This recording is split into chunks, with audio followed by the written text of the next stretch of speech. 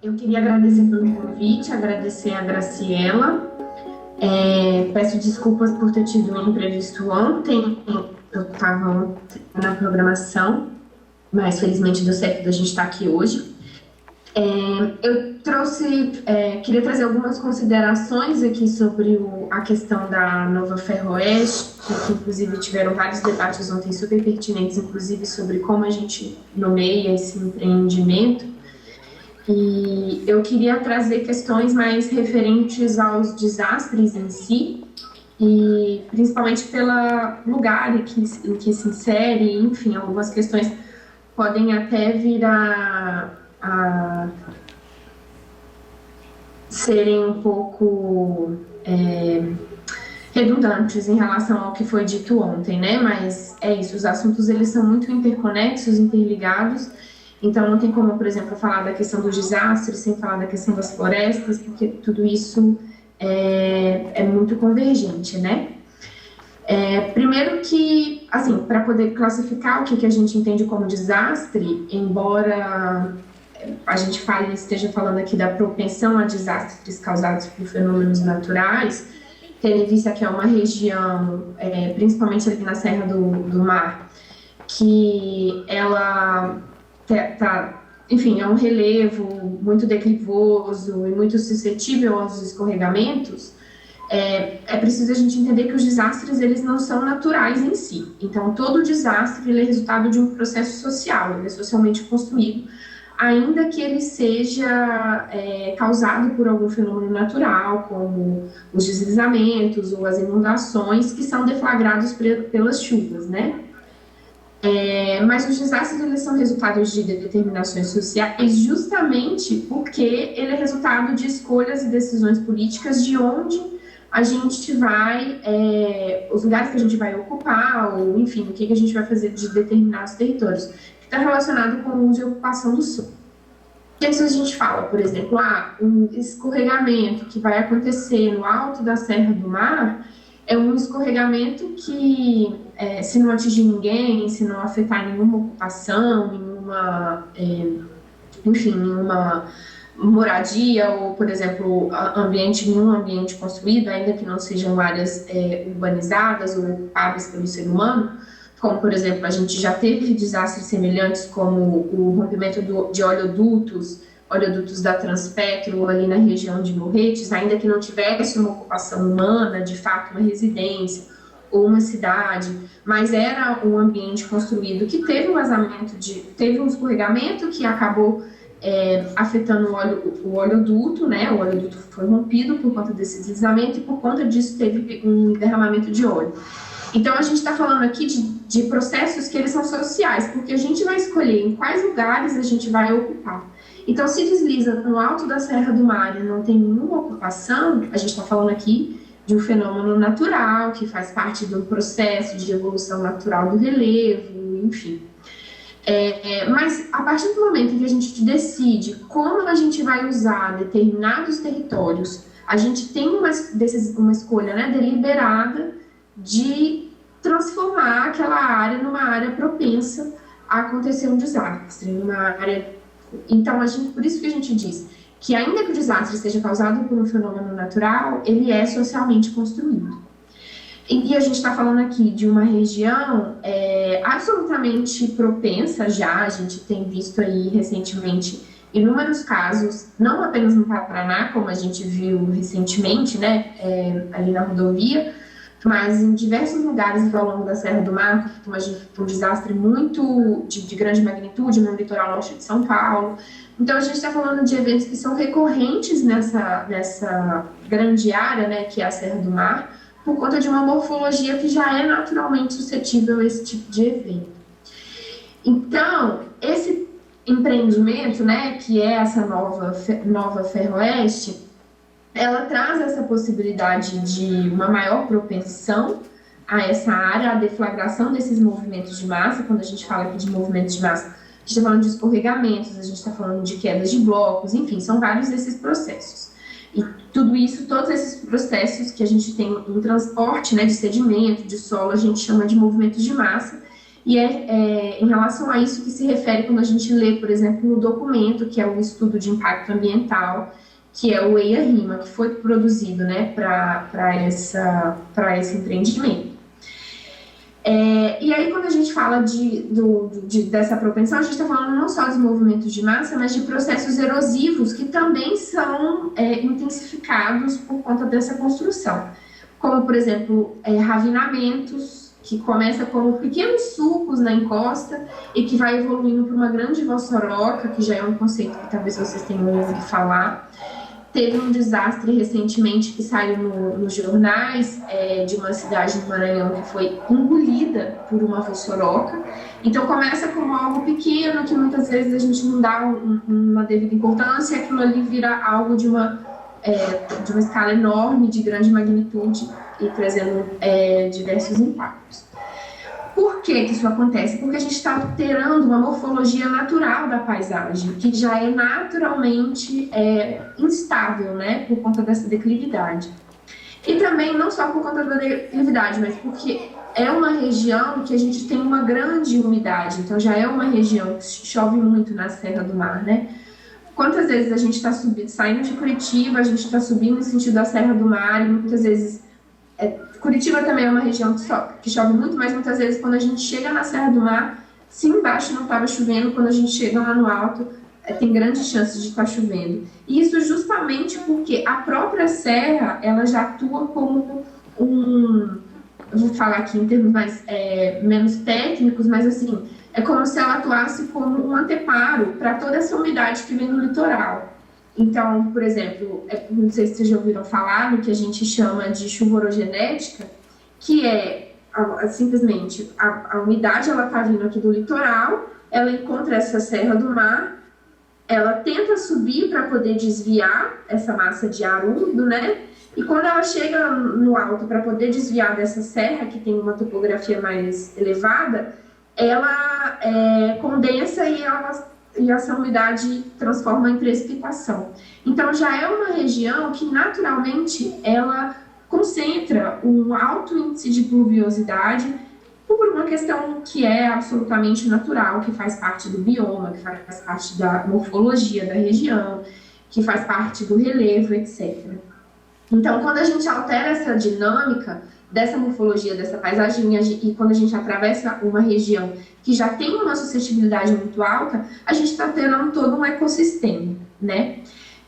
Para além disso, esse empreendimento ele vai trazer, assim, tudo que eu vou listar aqui e que está relacionado à questão dos desastres e de uma maior suscetibilidade a esses acontecimentos, foram pontos que eu trouxe do estudo de impacto ambiental que foi feito justamente para poder aprovar esse empreendimento. Então, nada do que eu estou falando aqui são questões que, por exemplo, eu acho que pode ser que aconteça. Eu estou me baseando em contrapontos justamente de um estudo que já foi feito para esse empreendimento. Então, quando a gente fala, por exemplo, de outros impactos que podem ser causados, a gente está falando de intervenção em corpos hídricos, que pode acarretar em alagamentos, em represamentos, em assoreamento dos rios, que é quando a gente tem um acúmulo de sedimentos, porque a gente vai cortar uma serra para poder atravessar essa ferrovia. E quando a gente vai cortar essa serra, a gente vai intervir, né, em corpos hídricos. E aí essa intervenção, ela vai provocando erosão nas margens desses corpos hídricos, e essa erosão nas margens, ela vai fazendo com que se acumulem sedimentos no leito dos rios. É isso que a gente entende por assoreamento dos rios. E o assoreamento dos rios, ele é simplesmente a morte dos rios. Porque se você vai cobrir um rio com sedimento, a gente vai matar esse rio. E isso traz toda a mortandade relacionada, por exemplo, toda a fauna, né, aquática que vive nesses rios. Então, é todo um impacto que ele é ecossistêmico. A gente está falando também da possibilidade de contaminar o solo e os corpos hídricos, seja com efluentes que estão relacionados, por exemplo, à instalação dos canteiros de obras, quanto, por exemplo, de vazamento de óleo, que, como eu disse, né, aconteceu pelo rompimento de um oleoduto da Transpetro, mas que também é bastante comum em empreendimentos de ferrovia, onde a gente tem uma ferrovia, é comum a gente ter vazamento de óleo. Esse vazamento de óleo ele vai contaminar o solo, ele vai contaminar os corpos hídricos, Ele pode contaminar também a água subterrânea, porque quando a gente fala de uma perspectiva ecossistêmica, a gente está falando de uma interconexão, né, uma interdependência de todos esses elementos. Então, a água subterrânea, que é armazenada, por exemplo, no subsolo, e toda a água servida que a gente tem na cidade, ela vem da água subterrânea. Ela vem de algum corpo hídrico, simplesmente porque não tem como a água brotar da torneira, né? Então, essa água subterrânea que está armazenada no subsolo, ela pode ser contaminada justamente porque a gente tem uma contaminação do solo, e aí vem a água da chuva, no processo de infiltração, vai chegar até esses aquíferos subterrâneos. Então, é um processo de contaminação que pode acontecer em larga escala, justamente porque, como a água subterrânea está toda interconectada, a gente não consegue ter uma dimensão do alcance dessa contaminação, a não ser que seja feito um estudo em detalhe, que pelo que a gente viu pode ver, né, no estudo de impacto ambiental, EIA-RIMA, isso não foi feito, que é a avaliação, né, da contaminação da água subterrânea.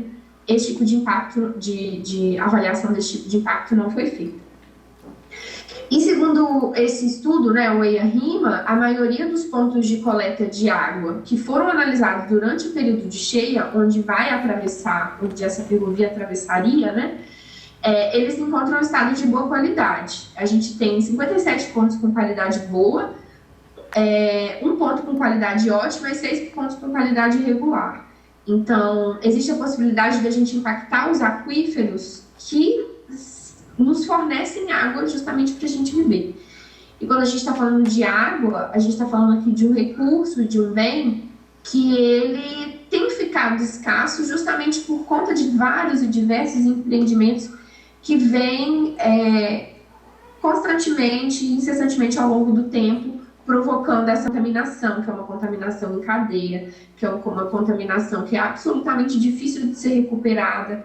Então, a água, né, que como dizem, é o futuro ouro da humanidade, e a gente está falando aqui, que é uma coisa que a gente está cansado de saber, né, que a água doce a gente tem quantidades muito menores do que a gente tem água salgada, e a gente depende dessa água doce para poder viver, para a gente poder reproduzir socialmente a nossa vida, para a gente poder se reproduzir enquanto espécie, para as outras espécies.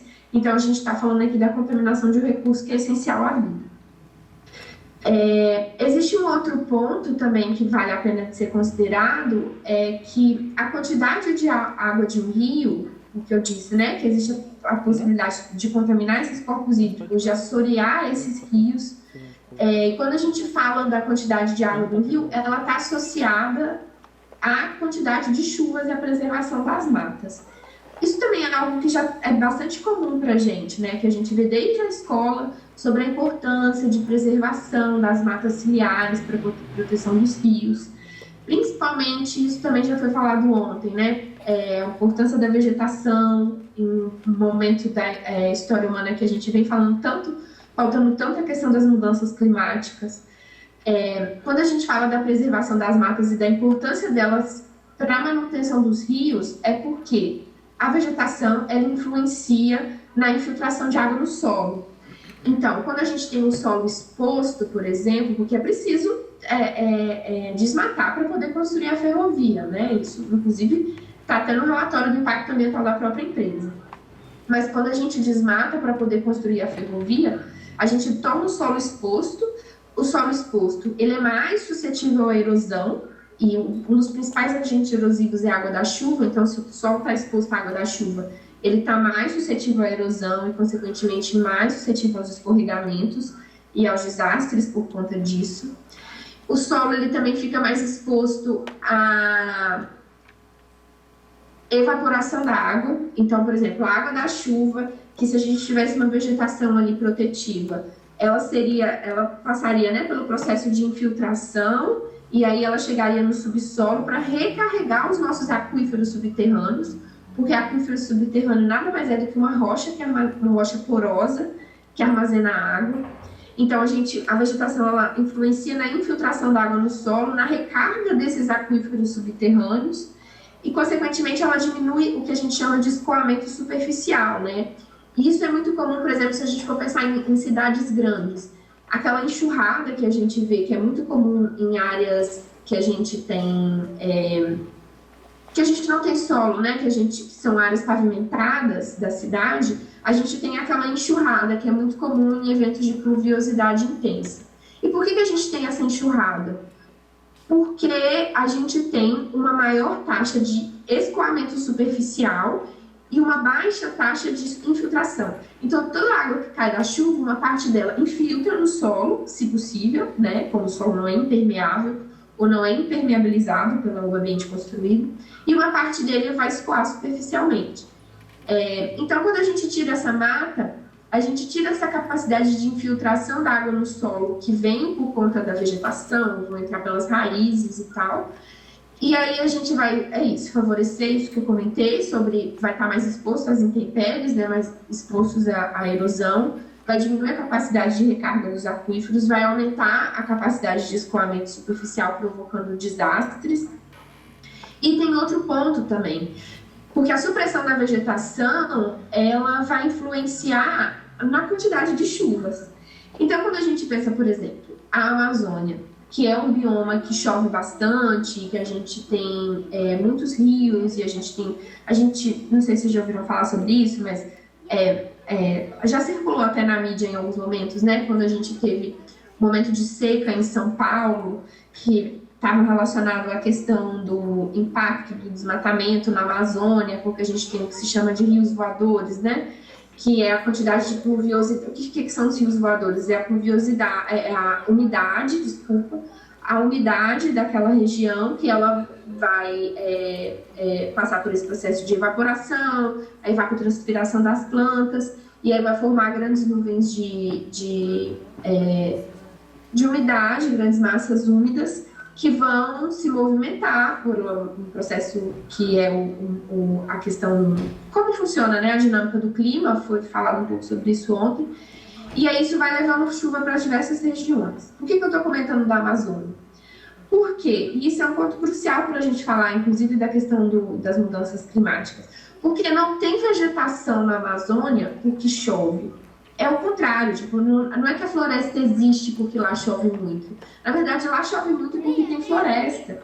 E chove muito porque tem floresta justamente porque as plantas, elas influenciam na capacidade de evapotranspiração, que é a capacidade de trocas gasosas, de trocas... enfim, quando a gente fala de trocas gasosas, a gente está falando de oxigênio, aquilo que a gente está cansado de saber, que a gente vê desde a escola, que é a troca de oxigênio, a fotossíntese, que libera água em forma de vapor, etc. Tudo isso influencia na pluviosidade. Então, a pluviosidade está absolutamente relacionada, as chuvas, elas estão absolutamente relacionadas à manutenção da vegetação.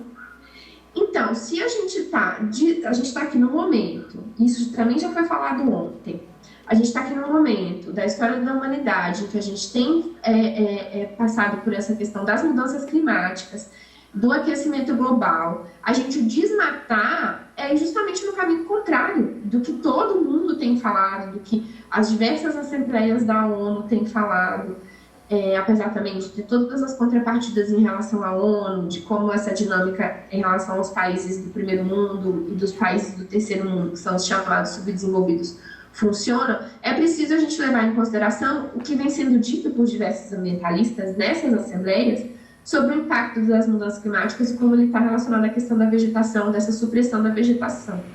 Então, a gente desmatar para construir um empreendimento desse porte é justamente no caminho contrário.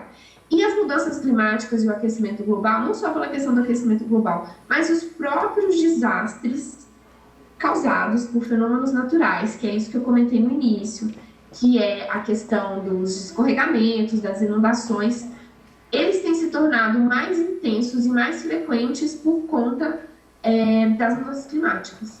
Então, é quase como se fosse uma retroalimentação de todo esse fenômeno. A gente tira a vegetação, isso vai influenciar no aquecimento global, que vai influenciar, por sua vez, na intensidade e na frequência dos eventos pluviométricos extremos. A gente está falando de eventos extremos, que têm se tornado mais frequentes, e aí isso vai deflagrar novos desastres. Então é um ciclo que se retroalimenta e a gente vai fazer o quê? A gente vai construir uma ferrovia para retroalimentar todo esse processo que já vem causando inúmeros transtornos. Para encaminhar para o final, que talvez eu já esteja estourando o meu tempo, a ferrovia, isso também está no estudo de impacto ambiental, ela vai cortar 8 bacias hidrográficas, e quando a gente fala aqui de bacias hidrográficas, não é um rio só, é uma área composta por diversos rios, e lembrando que uma bacia hidrográfica ela é compreendida dentro de um ecossistema que tem a sua fauna e que tem a sua flora. E quando a gente fala de um ecossistema, a gente está falando de diversos sistemas que têm uma relação de interdependência, né? Então, a gente está falando de vegetação, a gente está falando de animais, que além de ser bioindicadores de uma preservação ambiental, eles retroalimentam essa preservação. Então, essa ferrovia, né, ela indo no caminho contrário, ela vai atravessar 23 unidades de conservação. Dessas 23 unidades de conservação de mata, né, 16 são de proteção integral, uma é de interesse turístico, e lembrando que o turismo de base comunitária só existe nesse bioma. Então, é toda uma afetação que ela se dá em cadeia. Enfim, tudo isso para poder dizer que, agora de fato para fechar, que a gente está indo no caminho contrário do debate de preservação, do debate de mitigação dos efeitos das mudanças climáticas, que são mundialmente colocados, como eu disse, e que, embora se use como justificativa nesse projeto o fato de que as emissões dos gases de efeito estufa são menores pela ferrovia do que pelo sistema rodoviário, isso é uma coisa que vem sendo muito utilizada nesse projeto, como mote, né, para poder construir. Os impactos da instalação desse mega empreendimento, elas são gigantescas e elas são tão maiores quanto essa mitigação que ela traria para esses efeitos do gás do efeito estufa. Então, como que se usa como justificativa o fato de que vai reduzir a emissão de gases do efeito estufa, sendo que para isso você vai desmatar? É uma grande contradição. Inclusive, o próprio estudo de impacto ambiental, que aqui cabe dizer a problemática do que é o estudo de impacto ambiental no Brasil, que ele é contratado pelas próprias empresas que executam o empreendimento, não por uma empresa, claro, ele contrata uma empresa que ela é independente, mas ainda assim, quem é responsável pela contratação não é o órgão ambiental, não é o próprio Estado, ainda que seja uma obra pública, né? Quem é responsável pela contratação, pela indicação, é a própria empresa que vai executar o empreendimento. O estudo ambiental da própria empresa elenca mais impactos negativos do que positivos e que coloca a gente para pensar qual será a necessidade desse empreendimento, que, como foi dito ontem, né, muito bem dito, para poder escoar ração para gado que sai do centro-oeste do Brasil para mandar para outros países. Que tipo de desenvolvimento econômico, social e humano a gente está buscando para o nosso país? Bom, eu acho que eu fico por aqui.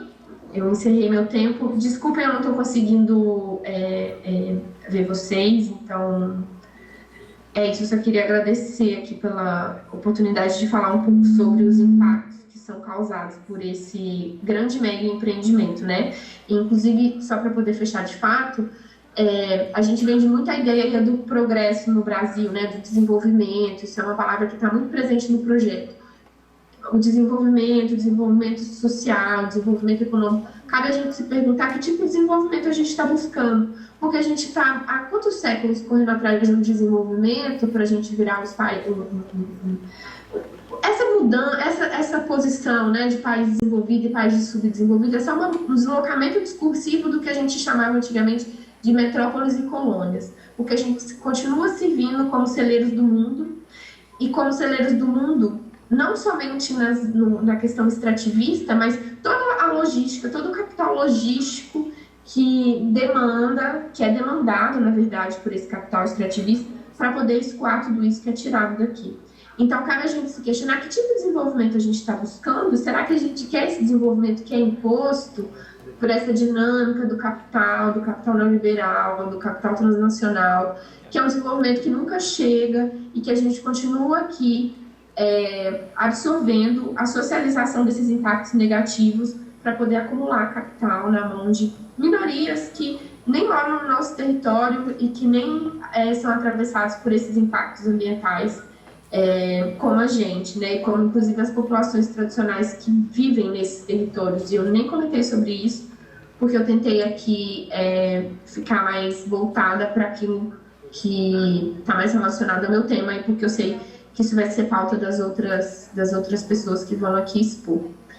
É isso, eu queria agradecer.